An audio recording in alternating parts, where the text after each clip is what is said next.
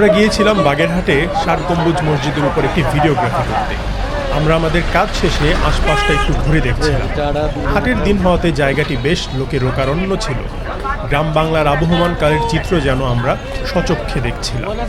হঠাৎ করে আমাদের একটি চায়ের দোকানের দিকে চোখ চলে গেল। বেশ ঘটা করে চা বানানো হচ্ছিল। কি কি চা আছে ভাই? দুধ চা, কিন্তু রং চা খাবো। রং চা আছে? ওই যে কন্ডেন্স মিল্ক আছে? আচ্ছা দেন। ল্যাকটোজ ইনটলারেন্সের কারণে আমি সবসময় গরুর দুধ এড়িয়ে চলি, তবে গরুর দুধের চা ছাড়া আর কোনো অপশন না থাকাতে আমরা সেটাই নিলাম।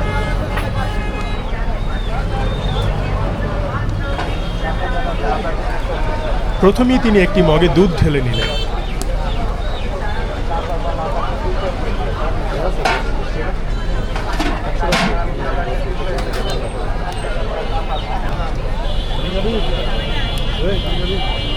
এরপর চায়ের লিকার আরেকটু কড়া করার জন্য ছাঁকনিতে কিছু এক্সট্রা চা পাতা নিয়ে নিলেন।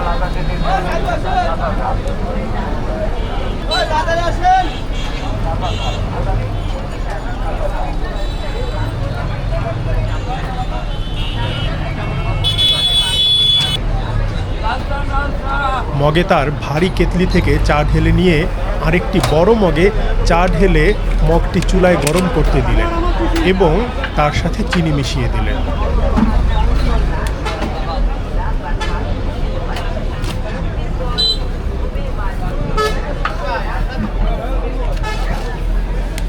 এটা কি ভাই মাটির চুলার চা?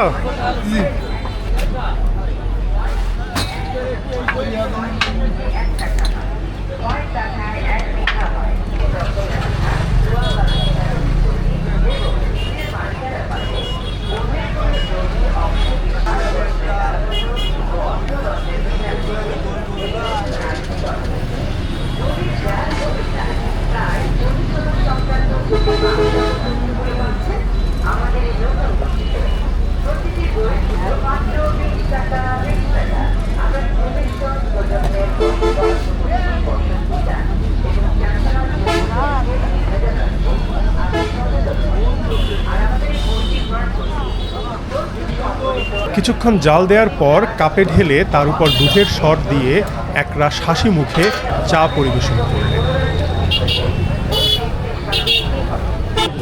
চা কেমন?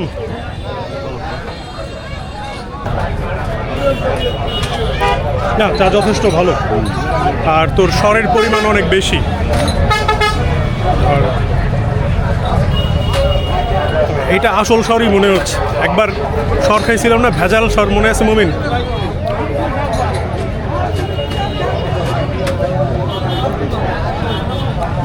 মাটির চুলায় গ্রাম বাংলার মালাই চা সত্যি অসাধারণ।